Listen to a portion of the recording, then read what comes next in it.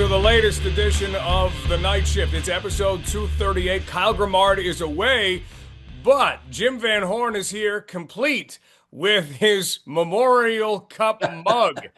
Man, there have been a few trinkets that we've been able to pick up Yep. over the years. I'm surprised neither one of us is wearing some sort of piece of clothing because at some point, if you're at a Memorial Cup, you wind your way around and you find the merchandise tent.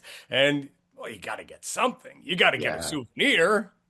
And what a memory it was, right? What an event to remember. It was Rimouski, and what a run it was. And it was at least you could do is get a coffee mug and a shirt and a couple of golf balls.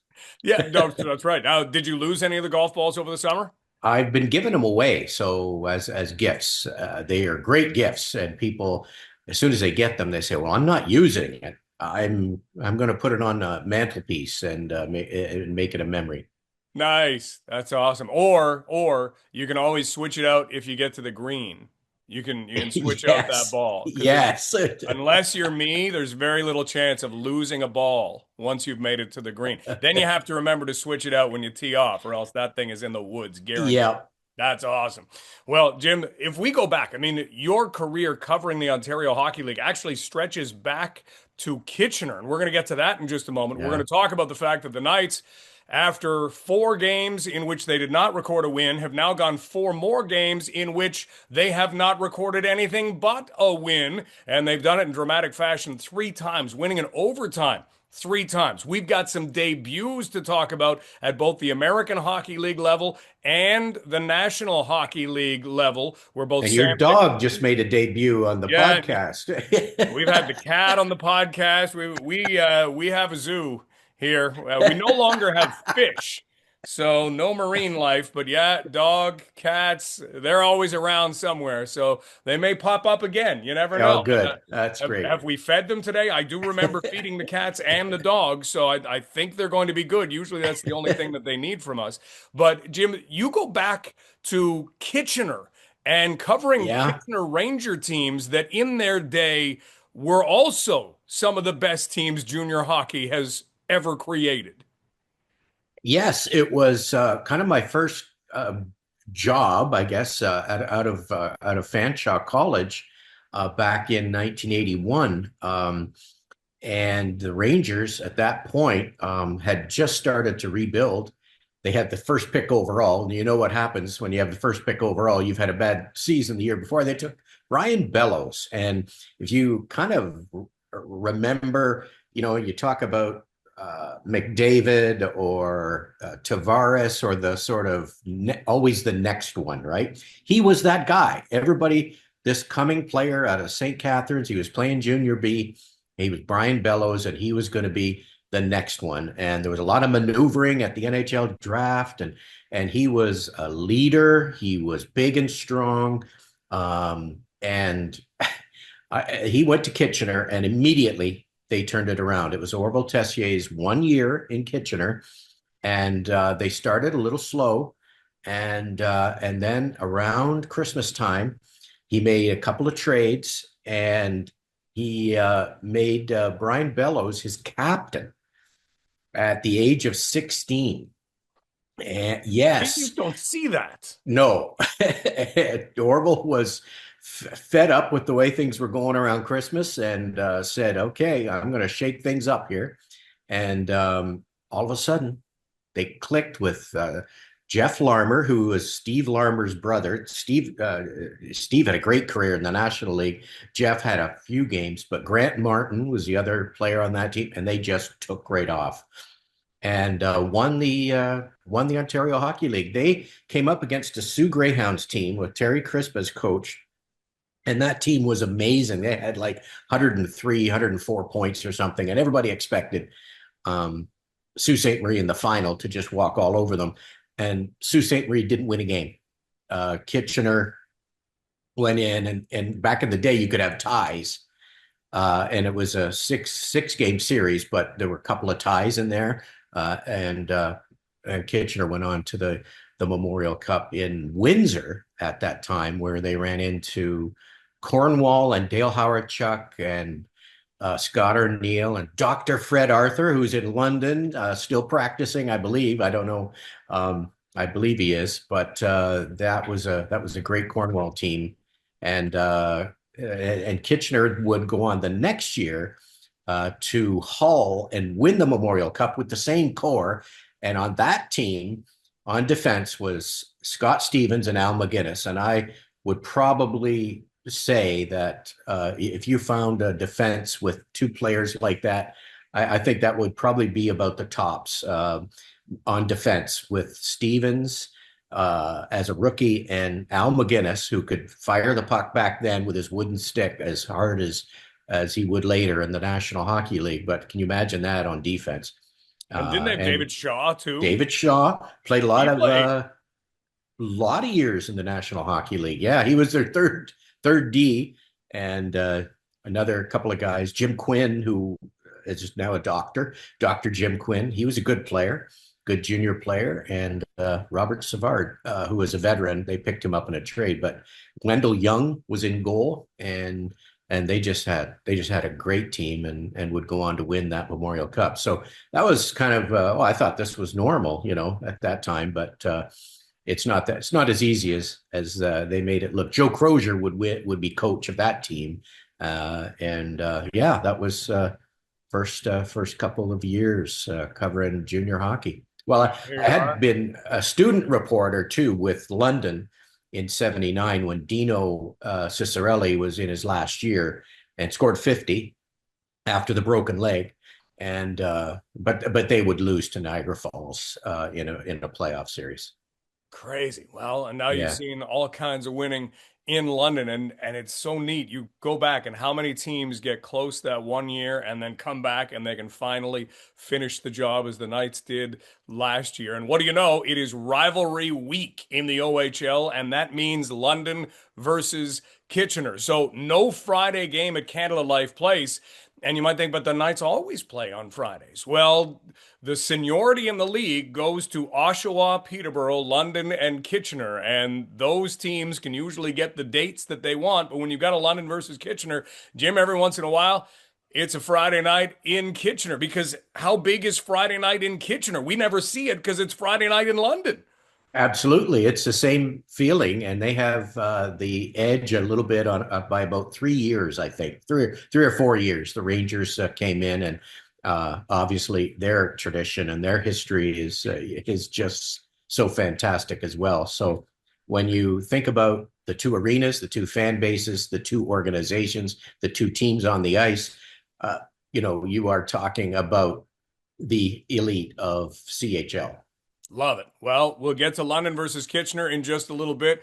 We'll talk some overtime. We're going to hear from Cohen Bidgood. We're going to hear from Braden Clark. We're going to hear from Rick Stedman on some of the rotation going on. But, Jim, maybe we just start with the fact that the Knights have hit a 4-game winning streak. And last week we heard from Knights assistant coach Dylan Hunter about the fact that the schedule has really been helpful when you're looking to do a lot of teaching early on, where you play at home on Friday. Usually you're on the road. This past weekend, the Knights were also home on the Saturday. And congratulations to everybody who got their replica Memorial Cup championship banner. Some people had to work hard for that. There were people there early in the day getting in line for that. That's what it takes sometimes. So congratulations. And then when we look back, the Knights Friday, Saturday, Friday, Saturday, Friday, Saturday took that and they've turned that into a lot of teaching, a lot of learning, and Jim, a lot of victories. Yeah, it's a real testament to the system, right? And you hear the coaches talk about the system all the time. And if you were to have said,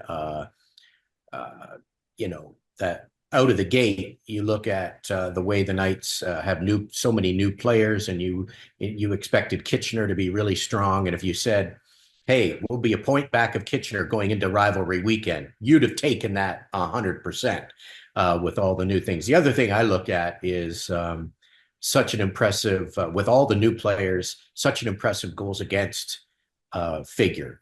They're right there near the top of goals against. Goaltending's been good. The system is starting to click in. The Knights have been in every game, not allowing a lot of goals, and that's kind of the foundation of London Knights hockey is to play good defense. And no matter who comes in, who goes out, the guys gather and they commit to playing good defense all over the ice, and that's a hallmark of Dales and Dylan and Rick Stedman and the whole over the years, the whole coaching staff so committed, and that keeps you in games and you pick up points. And I look at Sarnia. You could argue the game against Sarnia. If you're looking at it from the Sting point of view, we could have won that game. Yes, they could have. And then sometimes good organizations that do things the right way pick up points because of the inertia that's created by the energy of the organization. And no matter who the players' names change, but one thing that doesn't change with the Knights is they're usually hard to score on. Yeah, they have been. Keeps you in games. When you have to lock it down, you try and lock it down, and the coaching staff will tell you that's still a work in progress right now. We've seen third period goals from other teams. Sarnia managed a couple, but in the end, it was the Knights who won it on a pretty wild goal in that the Knights. We talked about possession in overtime, how key that is. You can go back to the last podcast, and we talked with Sam O'Reilly about winning a faceoff in overtime. And Dylan Hunter gave thoughts on how key that possession has become in overtime. You can take players off the ice, and it opens things up, and then all of a sudden the coaches get involved, and the coaches start to figure things out. And that line change has been so key. And in the Knights' 3 overtime victories, you've seen them, and even in the games that they haven't won in overtime, you've seen that line change matter, where if you've got some tired bodies on the ice, but you have possession of the puck, and you bring it out into center ice, you make a quick switch, boom, you are attacking with speed, and it makes a difference. And the Knights got a change in, and Jared Woolley rims the puck around the boards. Evan Van Gorp knocks it down, and then Cohen Bidgood does what Cohen Bidgood did. He got it to the net. And from there, that's just sheer will to make that a play that is going to finish in your favor. One team's going to get it in, or one team's going to keep it out. Those are the only two options, and Cohen Bidgood found a way. We had a chance to talk with Cohen Bidgood about where the puck was, because it was hard to see, and what was going on. So here is his recollection of the overtime winner against the Sarnia Sting.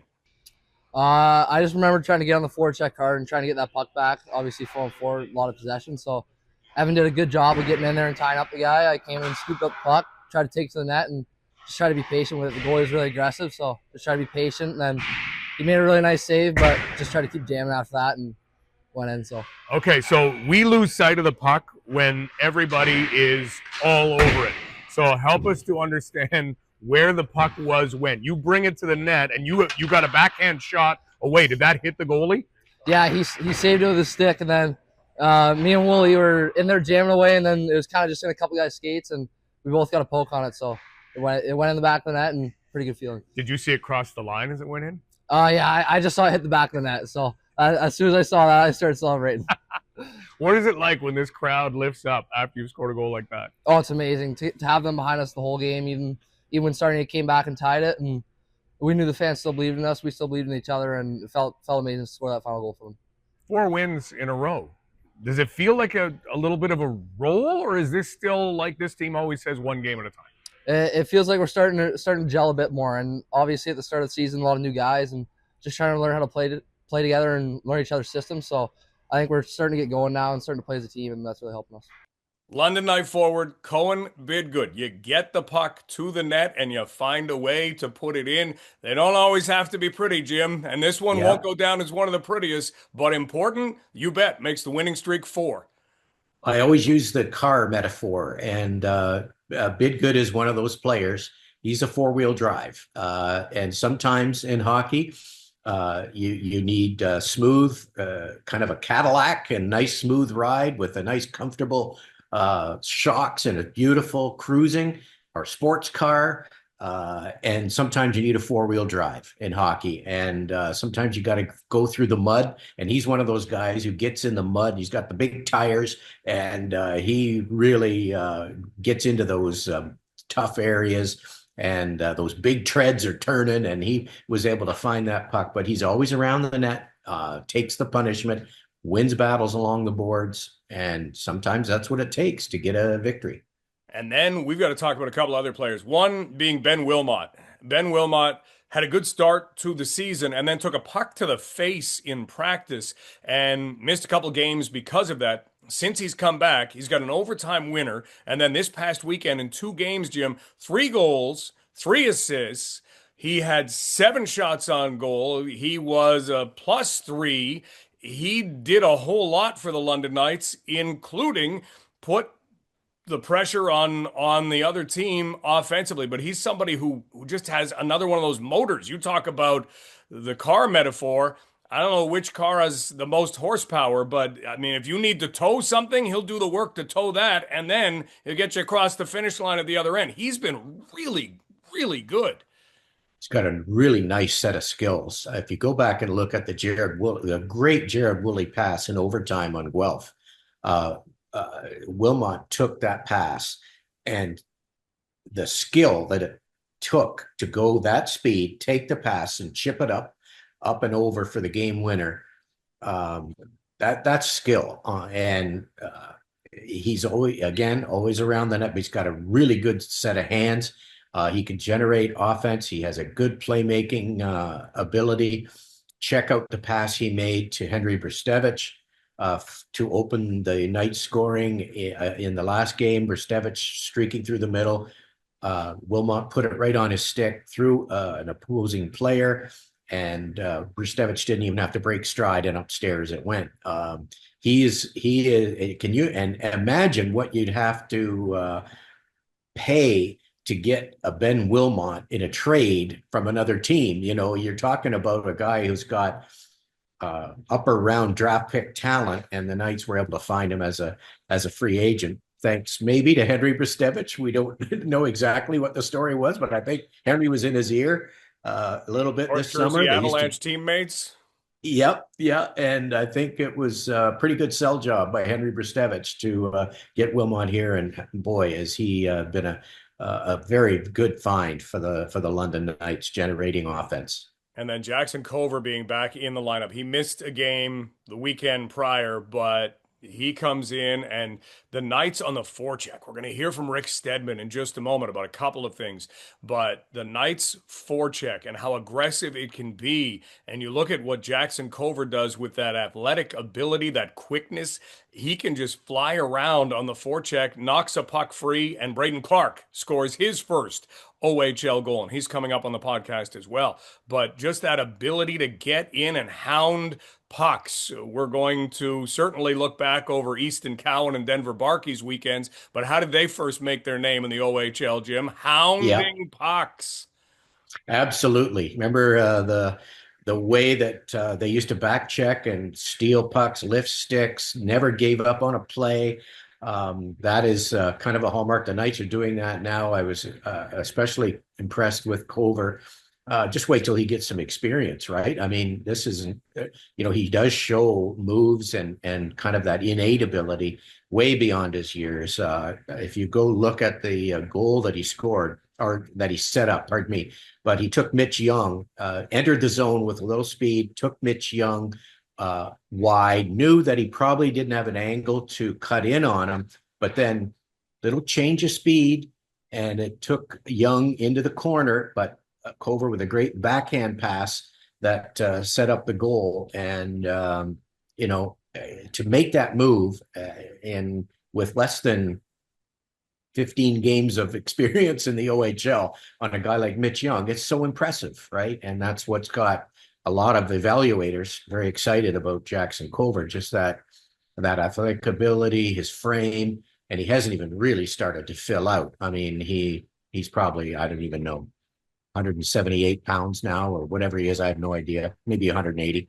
But I think when you look at, down the road, he's going to be 200 pounds probably when he's finished growing. And if he keeps those feet and those hands at that size, he's going to be a very attractive player. And that change of speed, like you outlined, that's not something that everybody can do. You get going, you're going. But no, he was able to change speeds, and defensemen will tell you that's a nightmare when you get somebody who can do that as effortlessly as Jackson Cover does. We have seen players in and out of the lineup as well. The fourth line for the London Knights, or I guess the so-called fourth line, has been really a fascinating thing to look at. And it's something that we talked about with London Knights assistant coach Rick Steadman. You know what? It's just all the things that we've been preaching. The guys have been talking about finishing at the net and finding rebounds and making sure you shoot with a purpose. When it finally comes together, it gives you that internal confidence in each other. When the next time you come down, you know, okay, I've done this before. I feel good about this, and it just seems to find a way to put pucks through guys. There is some hunger on the forecheck. You can look at a couple of those goals last night. Jackson Cover even tipping a puck free. What are you looking to implement when you go in on the forecheck? What's a team trying to do? Yeah, so with the guys right now, it's hard work. We're just coming in waves. We're trying to go in hard, out hard, always finish above the puck, have sticks on pucks, and then once you do get that turnover, try to jump into that open space. And like you said last night, they were doing it well, and it seemed to work when it was working. That line that you have that has a little bit of a rotation, there's kind of four guys who are on it. Max Crete and Mike Zakharov and Caden Hawkins and Brody Cook being able to kind of go around together.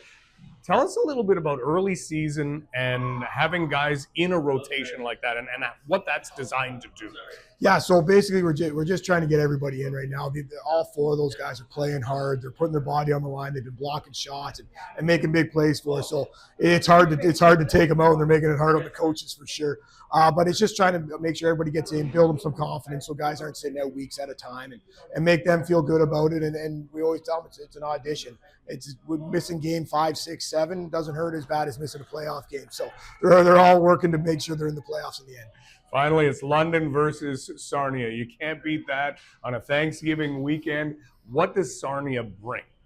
Yeah, you know what? Sarnia's a fast team. They got a lot of good shooters. They only need one chance, and they seem to put it in the back of the net. So we'll have to be good. We'll have to make sure we finish our routes and stay above everybody. But they're a fun team to watch right now. It's exciting for Sarnia. They're down there with all their fans. So anytime it's like that and they come in, it'll be exciting for us.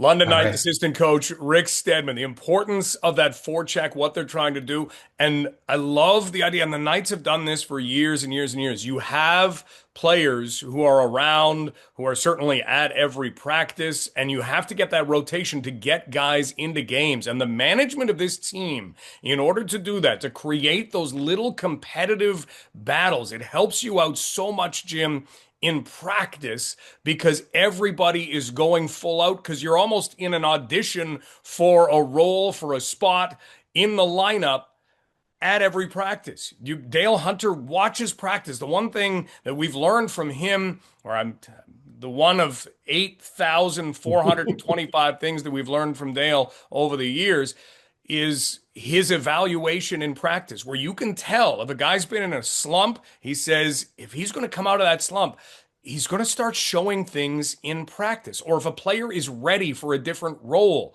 it's not going to come out in a game. It's going to come out in practice that, hey, look what they're doing in this power play drill, or look what they're doing in this board battle drill. Let's see if we can put them out in this situation. Let's see how they do. But initially, it all comes from practice. Well, and it's pretty clear. The message is delivered. It's simple and it's clear and it's right away. Yes, exactly what you said. You practice hard. That's what your job is. And we'll find you a place in the lineup if you're doing the right things eventually. And like you say, it doesn't have to be 10 goals a game. You don't have to. If you're doing something to help us win, you're going to continue to get those opportunities. And yeah, I mean, that's tried and true over 20 some years. And so it's a very clear, and I think that clarity is important to young hockey players who come from all kinds of different backgrounds. But this is the way we do things. And here, very clearly stated, is your job. And that's work as hard as you can in practice, do the right things, play the right way. You'll get in the lineup. There'll be a spot for you somewhere. And you never know about injuries. You never know about suspensions. We say it every year, what are we going to do with all these players? And then about mid-November, you're missing bodies, just the way hockey is.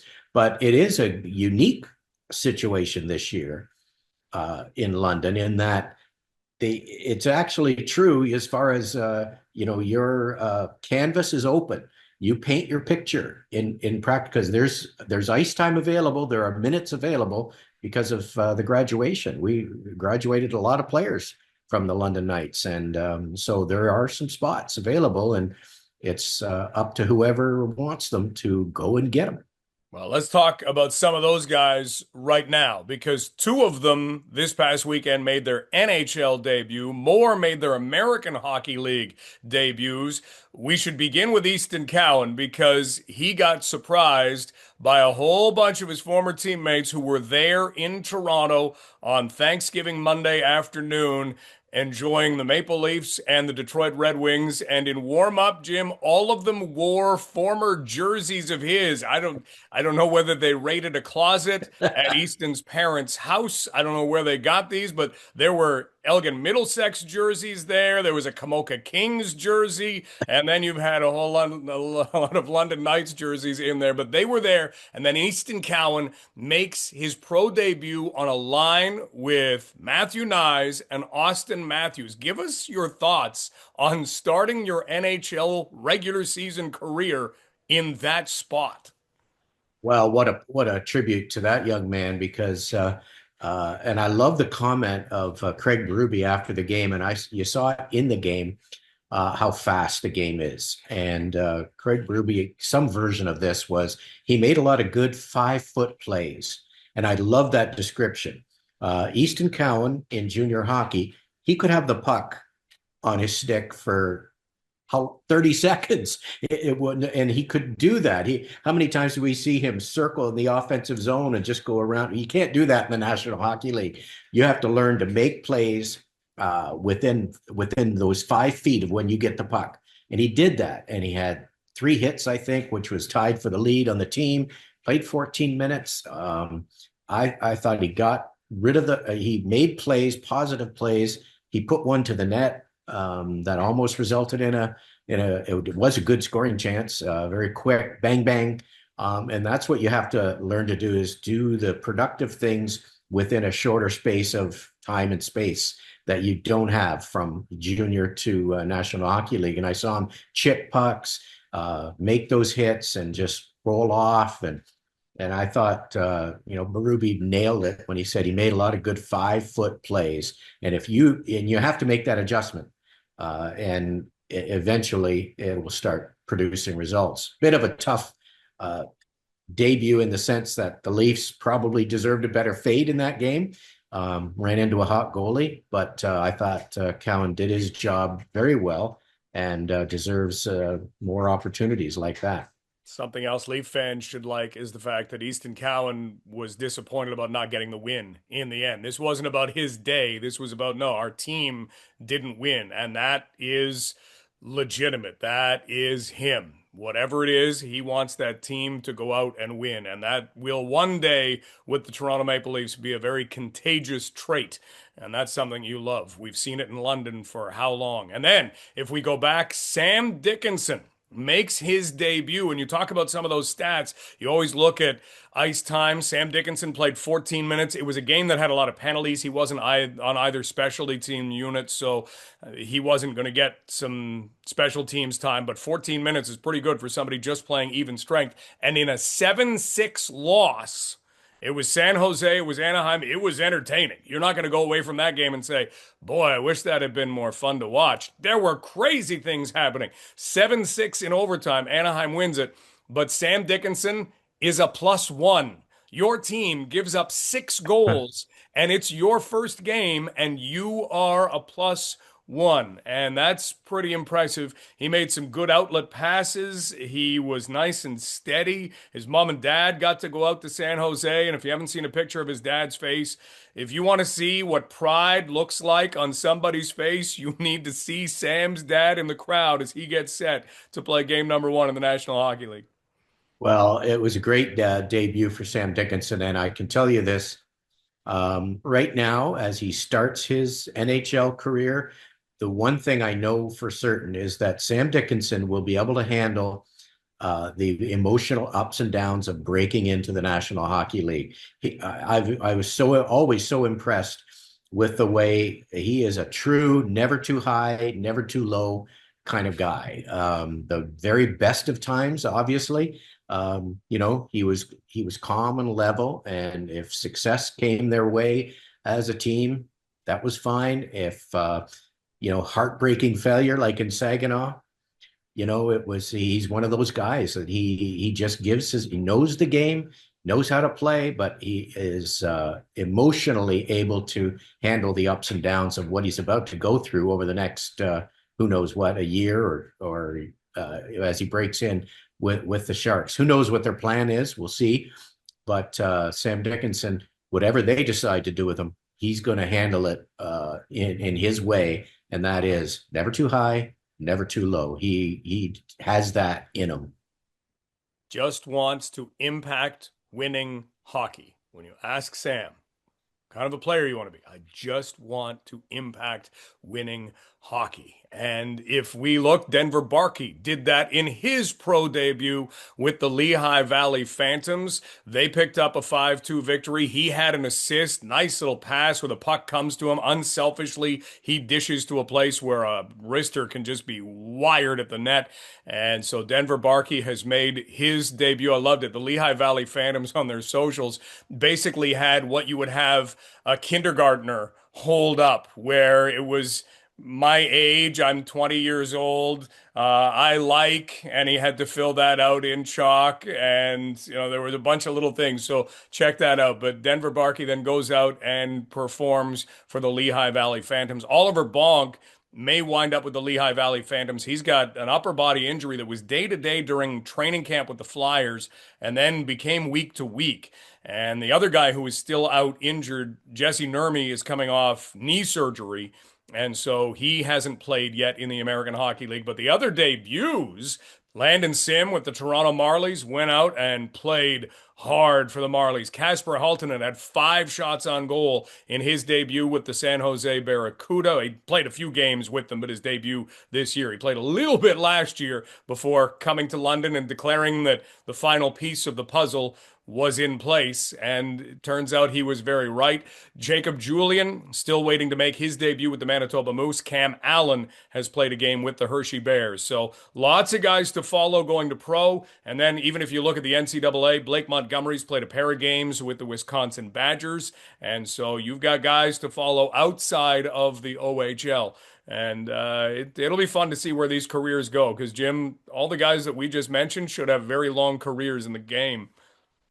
Yeah, and I'm going to be interested in our new hockey world to see what happens with some of the NCAA players and not knowing any of the NIL arrangements or financial arrangements. But I'm going to watch for ice time and competition, and to see if some of these guys that made the jump are happy with their spot on the team. I mean, let's just take a Michigan team, which is loaded. And how many pucks are there on the ice? There's just one that I know of. And if you've gone to Michigan or whatever the case, and or Penn State or wherever, and you're behind a 22-year-old and a 21-year-old, and you're 18 or 19, and you're saying, okay, are you serious? Third line? I'm playing third line here, and that's just the pecking order, the way it goes. You're playing with older guys, with men, and how much ice time are you getting? And are they going to be happy, in that role? Are they developing? I can tell you that a lot of NHL people and scouts that I talk to are a little concerned about that. And if you've drafted a player pretty high, let's just say a Malcolm Spencer, a Porter Martone, and you're seeing, okay, well, they're playing. The schedule is limited anyway. It's about half of what a CHL schedule would be. Maybe 10 of those games are against Mercyhurst, and you're not really learning much there. And let's just say you're on the second line or third line, and you're not out there for the first power play. I think we may see in November, halfway through, some of these players may say, I really want to get more out of this, and I want to be the guy, and I want to be on that first unit power play, and I want to play So I don't think we've seen the end result yet of this new relationship, and I'm going to be interested to see if a lot of those guys stick. And I do believe that everybody's excited, everybody's kind of in a hurry right now, but the development runway in hockey can be a long one, and I think it's best to look at it in the big picture, like a Beckham Edwards who said, "When my time in Sarnia is done, I'm committed to Notre Dame. When that is, we don't know." But I think that's a much smarter way to look at it than being in such a hurry to get out of CHL hockey and into NCAA. NCAA is, yes, you're playing against men, you're bigger bodies and more mature, but it's also fewer games and a different style of play.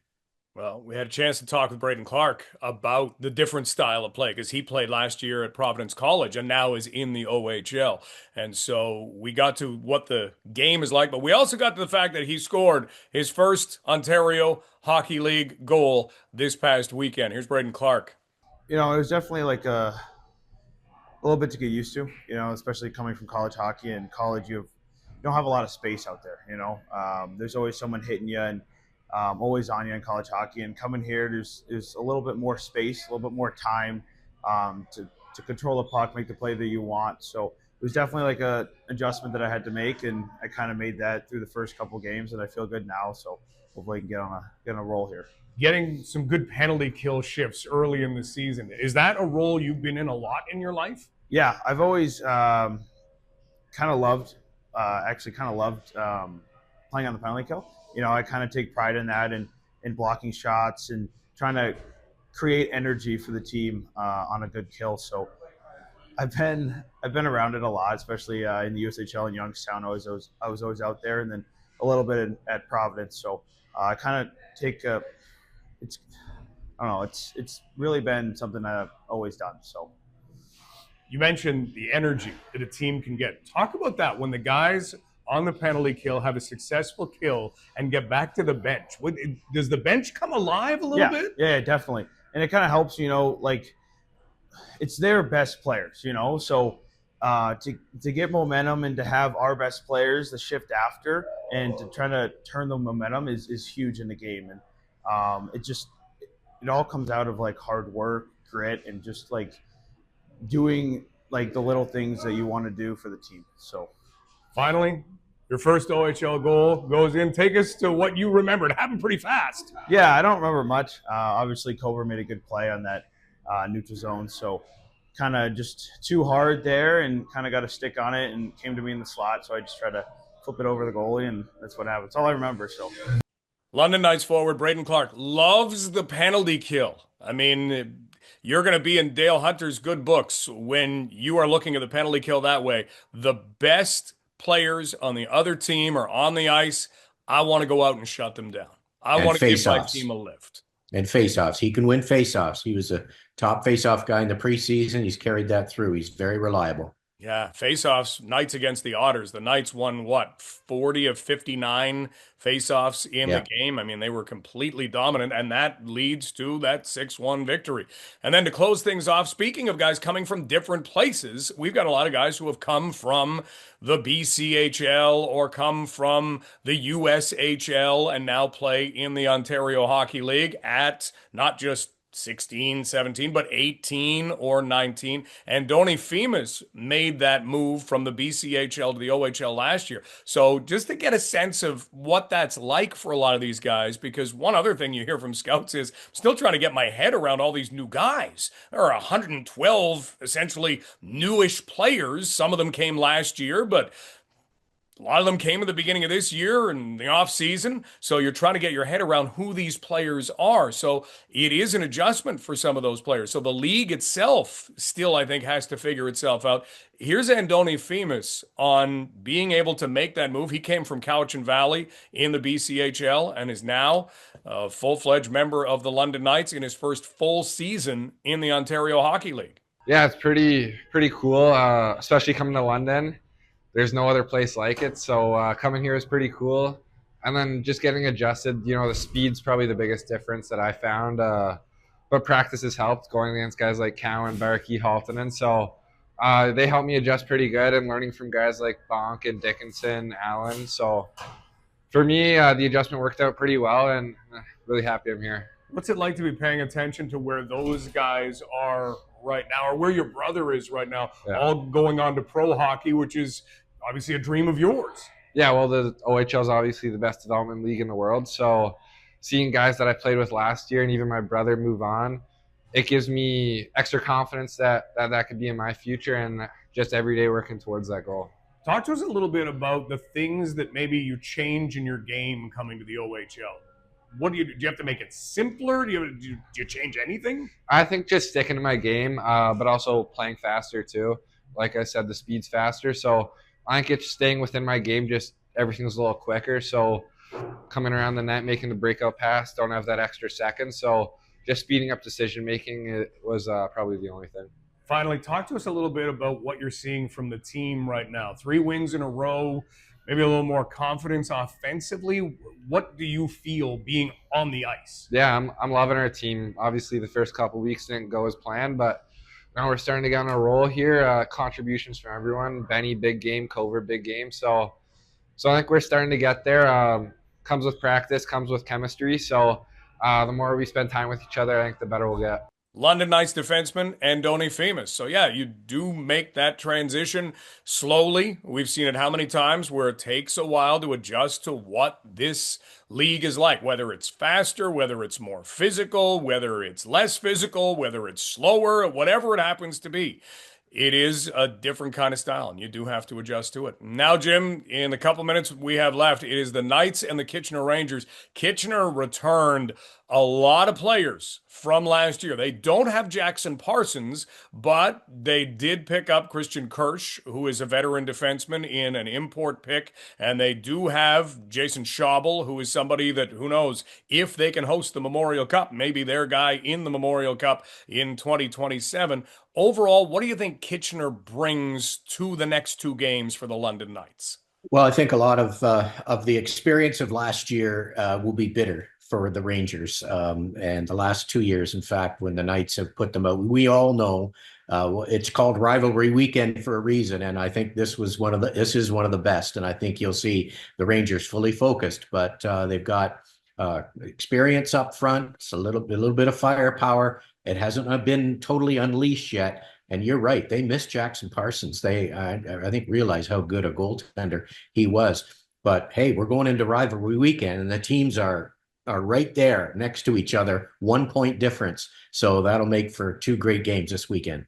Can't wait. Knights and Rangers. You can get tickets for the Sunday game. Remember, the Knights are not at home on the Friday. They're at home on the Sunday, 2 p.m. at Canada Life Place. You can get those at londonknights.com. And we will be on the air at 6:30 on Friday and at 1:30 on Sunday with the pregame shows getting you set for it. Jim, thank you so much for being on the podcast today. This has been great. Oh, I had a great time. I want to come back again. We'll have you back many times. Don't, if you offer that up, it's going to be taken. Oh, I'm there. You can catch the show, obviously, on the London Knights YouTube channel. You can also find the audio version on Apple Podcasts, Google Podcasts, Spotify, you name it. Knights and the Rangers and Rivalry Week coming up. And all the best to Kyle. We're thinking about you, bud. Yes, for sure. Kyle, we'll talk to you probably next week.